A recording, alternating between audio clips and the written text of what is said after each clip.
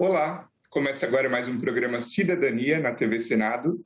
Eu sou o Sérgio e hoje a gente vai conversar sobre aposentadoria para donas de casa. A nossa convidada é advogada e mestre em Direito Previdenciário pela PUC São Paulo, Carla Benedetti. Bem-vinda, Carla. Bem-vinda, obrigada pelo convite. Carla, começa contando para a gente, então, como a dona de casa pode fazer para se aposentar mesmo não tendo uma renda. Na verdade, assim, para ter acesso aos benefícios previdenciários, é necessário que haja uma contribuição previdenciária. Então, essa contribuição, ela pode ser feita de forma facultativa, né? Os estudantes, donas de casa, elas podem contribuir, então, com a Previdência, mesmo que não haja, aí, no caso, uma atividade remuneratória para tanto. Ela pode se aposentar por idade, então, após cumprir os 15 anos de contribuição, e no caso, de acordo com a regra de transição da mais nova reforma da Previdência, da emenda 103, de 12 de novembro de 2019, ela tem que ter atualmente 61 anos de idade. Por tempo de contribuição, pelo direito adquirido, para se aposentar de forma integral, ela teria que ter 30 anos de contribuição. Após a reforma da Previdência, ela tem aí as 4 regras de transição que deve cumprir.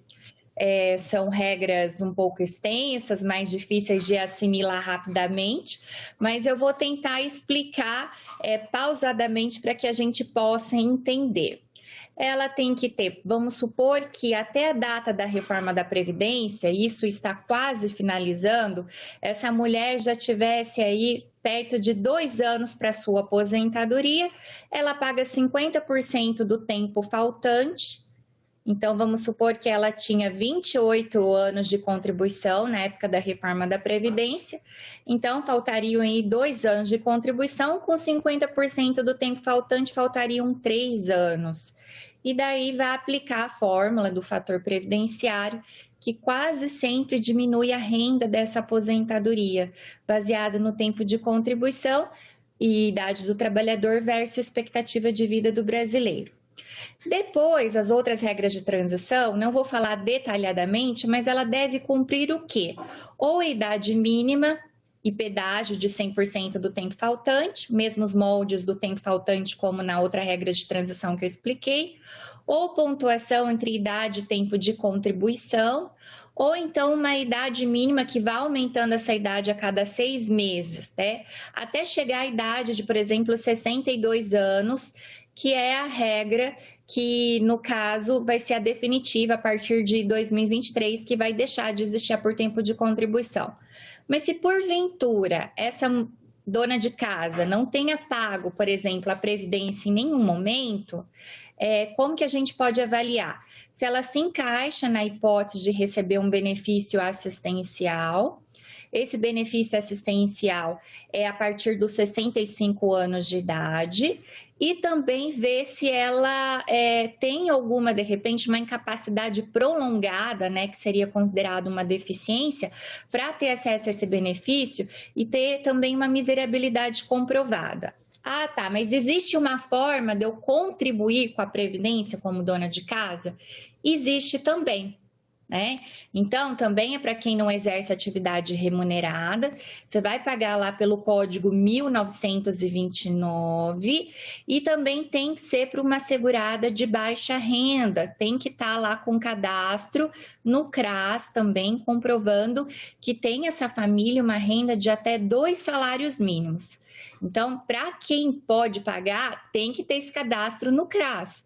Se não tiver esse cadastro no CRAS que comprove essa situação, não adianta nada.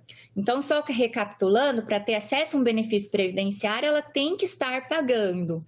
E se não for um benefício previdenciário, um benefício assistencial, desde que cumpra os requisitos de idade ou deficiência e mais a miserabilidade.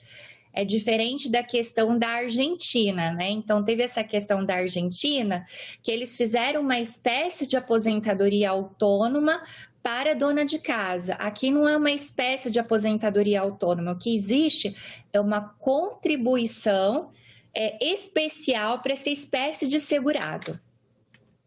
Legal. Carla, e como deve fazer a pessoa interessada, né, a dona de casa ou dono de casa, que podem estar nos assistindo agora, para se cadastrar e receber esse benefício, e passar a contribuir e ter o benefício, né? Além do cadastro no CRAS, o que ele deve fazer? Não, efetuou o cadastro no CRAS, a pessoa vai comprar o seu carnezinho da Previdência Social numa papelaria ou vai emitir uma guia da Previdência Social na internet, vai pagar sobre o seguinte código, 1929. Esse código vai dar direito à pessoa recolher sobre 5%, o que é muito mais vantajoso, 5%, porque para uma aposentadoria, por exemplo, por idade, um segurado facultativo pagando no mínimo, ele deve recolher sobre 11%. Então fica bem mais barato. Lembrando que, se essa pessoa quiser aposentar por tempo de contribuição, não vai adiantar os 5%, depois tem que fazer uma complementação até chegar a 20%. Tá? Mais 5%, essa pessoa vai ter direito aos benefícios de aposentadoria por idade e também aos benefícios por incapacidade, gera direito à pensão por morte aos dependentes também. A gente está falando aí em 5%, em 11%, né? Seriam as alíquotas que essa pessoa, esse contribuinte, né, segurado facultativo, vai recolher, vai pagar, né, para a Previdência Social. A gente está falando em 5% de qual valor? Salário mínimo? Salário mínimo, exatamente. Então, 5% de R$ 1.100. Se não falha a memória, R$ 55, né? 11% de 1.100. 5% de 1.100, aliás, não 11%. 11% seria 121. Então, a gente falou dessa possibilidade dos 5%, né? Os 5% seria uma alíquota para quem cumprir requisitos, né? Os quais você já até abordou, que seria famílias de baixa renda, é isso? Famílias de baixa renda, que têm uma renda familiar comprovada de até 2 salários mínimos. Se por acaso você tiver uma renda superior a 2 salários mínimos, uma renda familiar, essa pessoa não tem como contribuir nesse código, tá? Então, ela já não tem mais esse benefício, vamos dizer assim, que a Previdência Social traz para as contribuições previdenciárias. Seria um benefício extra, né? Porque é um benefício do benefício. Ela pode ser beneficiária, pode ser segurada. Se não cumprir as regras de baixa renda, ela pode entrar como facultativa nos 11%, seria isso?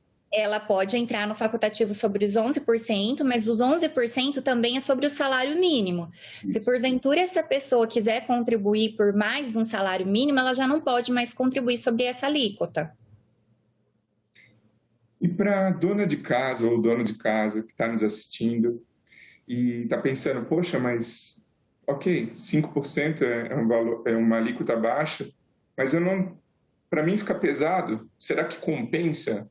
Então, assim, na sua opinião, por que é importante para essa pessoa que está nos assistindo agora, que está nesse perfil, por que é importante ela fazer esse esforço dessa contribuição, né, visando benefícios futuros? Bom, a Previdência Social, ela garante uma série de benefícios previdenciários. Eu vou falar de novo, tá?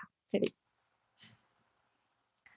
Bom, a Previdência Social, ela garante, assim, uma série de benefícios previdenciários. Então, é interessante que a gente verifica que a pessoa não tem direito somente à aposentadoria por idade, aposentadoria por tempo de contribuição, mas também os benefícios por incapacidade, incapacidade temporária, incapacidade permanente, pensão por morte, também, inclusive, auxílio reclusão. Então, são muitos benefícios que é interessante, né? Vai que ocorre aí algum infortúnio na vida, a gente está, assim, realmente num país e que estamos mais suscetíveis a acontecer esse tipo de coisa, a nossa qualidade de vida ela é inferior, por exemplo, aos europeus, então existe uma possibilidade muito maior de acontecer aí alguns problemas, né? Algumas contingências sociais, e a pessoa, uma vez pagando a Previdência Social, ela tem acesso também pode ser que exista aí uma família toda dependente desse segurado. Então, é importante que a pessoa, de repente, ficando doente, de repente falecendo, ela tenha acesso a esses benefícios previdenciários também. Sabendo desses benefícios, Carla, eu imagino que tenhamos aí envolvidas algumas carências, né? Não é a partir do momento que esse beneficiário começa a contribuir que já vai estar protegido 100%, né, plenamente. Quais são essas carências para o segurado facultativo? Vamos lá. Cada benefício tem uma carência específica, tá? Então, se a gente pensar na aposentadoria por idade, a carência específica após reforma da Previdência é de 15 anos de contribuição, tá? Esses 15 anos tanto para o homem quanto para a mulher. A reforma da Previdência queria colocar uma carência de 20 anos para o homem, mas ainda isso não está ocorrendo, então 15 anos. Antes da reforma da Previdência, eram 180 contribuições. Essas 180 contribuições eram aproximadamente 15 anos, mas muitas vezes dava um pouquinho menos, né? Porque a questão das contribuições, elas são contadas de maneira diferente do que ano a ano, né? Então, às vezes a pessoa trabalhou ali um dia em um período é uma carência, outro dia em outra empresa é outra carência, são duas, mesmo tendo trabalhado somente 2 dias, né? E não 60 dias, o que poderia ocorrer. Mas para aposentadoria por idade, 15 anos. Aposentadoria por tempo de contribuição, também 15 anos. Já que carência é diferente de tempo, né? Então, uma coisa é eu ter o tempo mínimo exigido, outra coisa é eu ter a carência mínima. É o mínimo de contribuição indispensável para que depois eu possa efetuar o cálculo do tempo completo. Agora, o benefício de incapacidade, eu tenho que ter pelo menos 12 contribuições. Pensão por morte, eu tenho que ter pelo menos 18 contribuições. Então, depende muito realmente do benefício que a pessoa venha pleitear. Carla, há alguma diferença assim, em termos de direitos e benefícios do segurado facultativo para os demais? E se existe, quais são essas principais diferenças?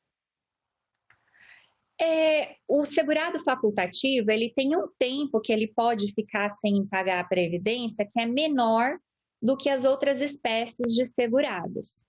Então, existe um requisito para você ter acesso aos benefícios previdenciários que se chama qualidade de segurado. O que é essa qualidade, né? Até brincando, às vezes tem cliente que fala assim, meu Deus, doutora, falaram que eu não tinha qualidade, que eu não tinha... Ele entende assim como se fosse uma característica dele, né? Então, na verdade, é igual a gente pensar, vamos pensar que você contratou um seguro de vida e lá você tem que ficar pagando suas contribuições para ter acesso a esse seguro de vida, se a pessoa vier a falecer. Se você ficar muito tempo sem pagar esse seguro de vida, no caso, você vai perder o direito a esse benefício. Previdência social, mesma coisa. Se eu ficar muito tempo sem pagar, eu vou perder o acesso a uma gama aí de benefícios previdenciários. Então, por exemplo, se eu sou um empregado, um contribuinte individual, e eu tenho menos de 10 anos de contribuições ininterruptas, eu posso ficar aí 14 meses e 15 dias sem pagar a Previdência Social. Mas se eu tiver mais de 10 anos ininterruptos, né, sem que haja essa perda da qualidade de segurado, eu posso ficar aí 26 meses e 15 dias sem pagar a Previdência Social. A gente chama isso de período de graça. O segurado facultativo, por um outro lado, ele pode ficar apenas 8 meses e 15 dias. Então, ele tem um tempo menor que ele pode ficar sem pagar a Previdência. Feito isso, ele tem que cumprir outros requisitos para retomar a qualidade de segurado, tá? Então, por exemplo, no benefício por incapacidade, ele tem que ficar aí por mais 6 meses para que ele possa readquirir o direito para ter acesso a um benefício por incapacidade novamente. Hoje, Carla, quais são as idades para se aposentar pelo INSS? Não só falando do facultativo, mas as idades em geral, com essa recente reforma da Previdência, como ficaram as idades para o benefício da aposentadoria correspondente? Tá. Então, vou falar detalhadamente, é bastante coisa para falar sobre a idade, visto que tem regras de transição extensas, tá? Só para entender, é uma regra de transição aposentadoria por idade, 4 por tempo de contribuição, 3 do professor, isso só em regime geral, tá? A gente não está falando do funcionário público da União, uma para aposentadoria especial. Então, como que é? Com o passar do tempo, a espécie de aposentadoria por tempo de contribuição, que só existe no Brasil, Hungria e Equador, ela vai deixar de existir. Mas por que ela vai deixar de existir?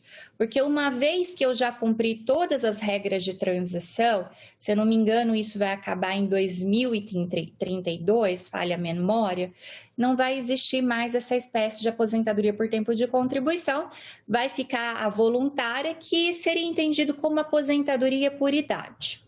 A regra de transição para aposentadoria por idade, hoje só existe para a mulher, que é em relação ao aumento da idade. Então, ela, antigamente, antes da reforma da Previdência, bastaria ter os 60 anos de idade e 15 anos de contribuição. Agora, aumentou a idade a partir de janeiro de 2020 em 6 meses, até estabilizar em 62 anos, que é a regra definitiva. Essa regra definitiva vai estabilizar em 2023.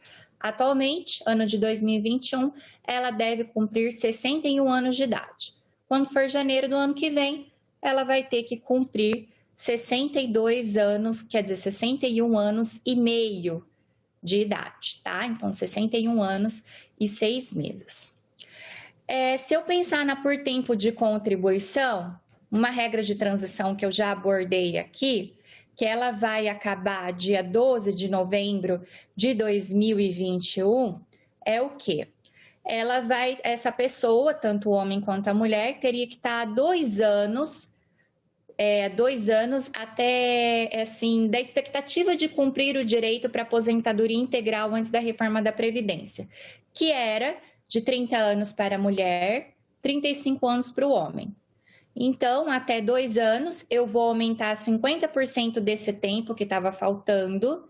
Essa pessoa vai cumprir essa regra de transição e vai finalizar. Isso vai acabar, então, dia 12 de novembro de 2019, salvo os segurados que, no caso, ainda não foram atrás dos seus direitos, mas estavam aí para cumprir os seus 2 anos até 12 de novembro de 2019, porque existe a questão do direito adquirido. A lei é a época, né, dos fatos, tá? Outra forma é a famosa pontuação. Essa pontuação já existe, né, desde 2015, é a soma da idade do tempo de contribuição, mas essa pontuação antes da reforma da Previdência, ela aumentava a cada 2 anos 1 ponto.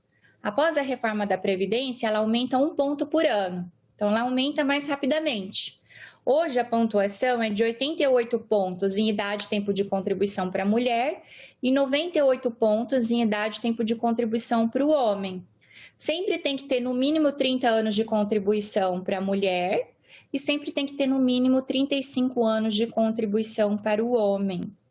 E ela vai aumentando essa pontuação ano a ano até estabilizar em 100 pontos para a mulher e 105 pontos para o homem. Uma outra espécie de regra de transição da aposentadoria por tempo de contribuição é no caso que ela tem uma idade mínima que se iniciou em janeiro de 2020 em 56 anos de idade para a mulher e em 61 anos de idade para o homem. Só que vai aumentando em 6 meses a partir de 2020, né, no caso, desculpe, os 56 anos começou em 2019, né, na data da reforma, aumenta 6 meses a partir de 2020, então atualmente está em 57 anos de idade para a mulher e 62 anos de idade para o homem.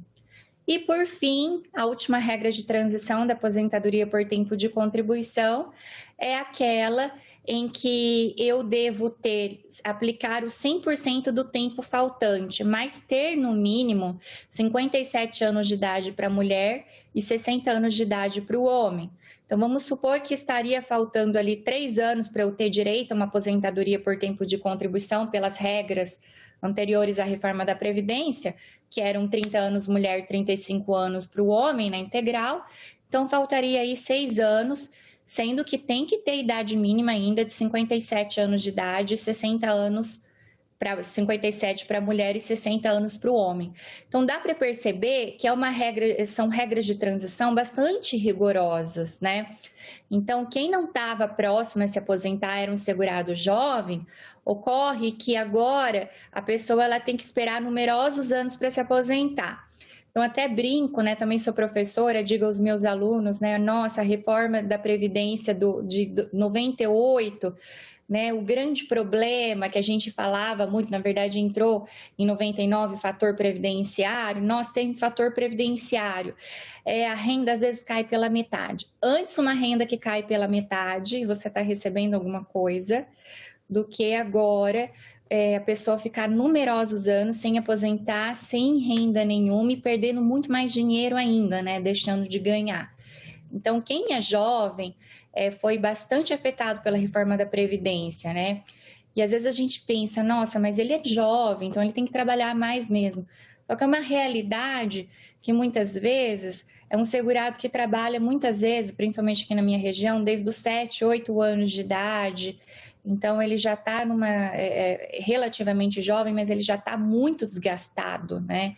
Então, realmente precisando se aposentar e com grau de escolaridade muito baixo, o que impede ele de se manter, às vezes, no mercado de trabalho, assim, braçal, de maneira, assim, mais mecanizada, por numerosos anos, até certa idade, porque realmente o comércio, a indústria, né, não costuma contratar essas pessoas mais velhas para esse tipo de atividade. Então, ficou bem mais complicado.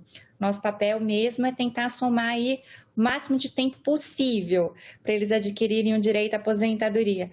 Até, inclusive, verificando se tem atividades insalubres, se tem atividades periculosas, para a gente aumentar o tempo de contribuição, ou avaliar se tem direito a uma aposentadoria especial.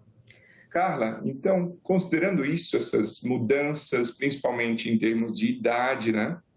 Queria saber, na sua opinião, como você avalia a solidez da Previdência Social no Brasil, né? Principalmente agora com a reforma da Previdência? Infelizmente, eu não tenho uma avaliação positiva em relação a isso. Quando a gente pensou, pessoal, vamos fazer uma reforma da Previdência, houve uma questão muito mais política e técnica do que técnica envolvida, né? Então, assim, os deputados, eles ficaram bastante tranquilos, deputados, senadores, o Congresso Nacional, eles ficaram bastante tranquilos para votar essa reforma da Previdência, porque a população ela não ficou preocupada em descobrir como que isso poderia acarretar lá na frente nos seus direitos, e sim, qual partido que de repente estava apoiando, qual partido não estava apoiando, e etc. E eu não sou contra uma reforma da Previdência, mas infelizmente a maneira como foi feita essa reforma da Previdência, a gente em tese resolveria o nosso problema a curto prazo, mas a gente está trazendo aí um problema a longo prazo. Como 0,3% da população, segundo dados do IBGE, acima de 65 anos estão apostos aí no mercado formal de trabalho, na formalidade, né? A gente imagina como vai ser um problema lá na frente, em que vai existir só uma espécie de aposentadoria. Então, o homem teria que ter 65 anos de idade, a mulher 62. Uma população que tem um nível de escolaridade baixo e que o mercado de trabalho não vai absorver esse tipo de pessoa. Essa pessoa vai ficar sem conseguir contribuir com a Previdência Social. Muitas vezes no mercado informal de trabalho, a pessoa não tem essa providência, né, de estar contribuindo, nem condições de estar contribuindo. Ela vai estar sem essas pessoas contribuindo aí para ganhar recursos para esse sistema previdenciário. E, por um outro lado, vamos estar formando uma camada de população miserável, muitas vezes doente, que vai também, ao mesmo tempo, depender mais do sistema, muito embora o sistema vai estar em dificuldade aí de garantir acesso a esses benefícios. Então, de repente, a ideia era garantir o acesso aí a uma idade mínima, instituir uma idade mínima, mas não me parece que a idade mínima foi pensada de uma maneira técnica sustentável com o passar dos anos para que essa previdência aí se mantenha por numerosos anos. E realmente é a fonte de recursos indispensável aí para a economia, para a manutenção da vida de muitas pessoas, né? Então, serão muitos os afetados, não só os segurados, as pessoas com menores condições financeiras, mas até aí os empresários, aqueles que vão precisar aí das pessoas tendo mais acesso a condições financeiras melhores para os seus bens de consumo, para consumir, para ir até o mercado, tudo mais. Então, era preferível que a gente fizesse uma reforma mais comedida, mas que com o passar do tempo a gente fosse caminhando para a sustentabilidade. Da forma como está, a gente vai ter um problema lá na frente, né? Então, a gestão... Nunca houve problema de falta de recursos da Previdência Social, né? Porque a Previdência Social não é só o que você, o empregador, o empregado paga, mas todos os recursos recolhidos via tributos, né? Pela Seguridade Social da qual ela faz parte.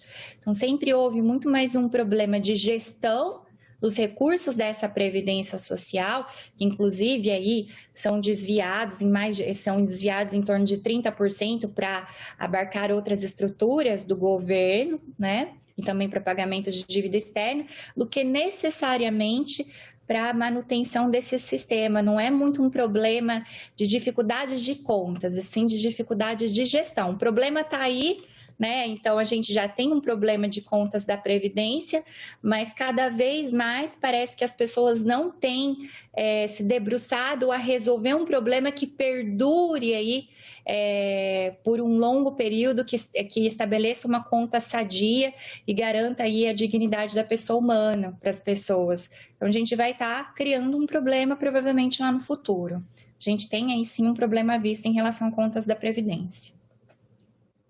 Espero, então, que antes de eventual problema sejam feitos novos ajustes, né, para evitar essas complicações, se acontecerem, aos cidadãos. Carla, obrigado pela sua participação aqui no Cidadania e obrigado a você que nos prestigia com a sua audiência mais uma vez. Esse programa já está disponível no canal no YouTube do Senado e também no nosso site. Se você tiver algum comentário, alguma dúvida, pode encaminhar para a nossa ouvidoria. A gente se vê na próxima. Um abraço. Um abraço.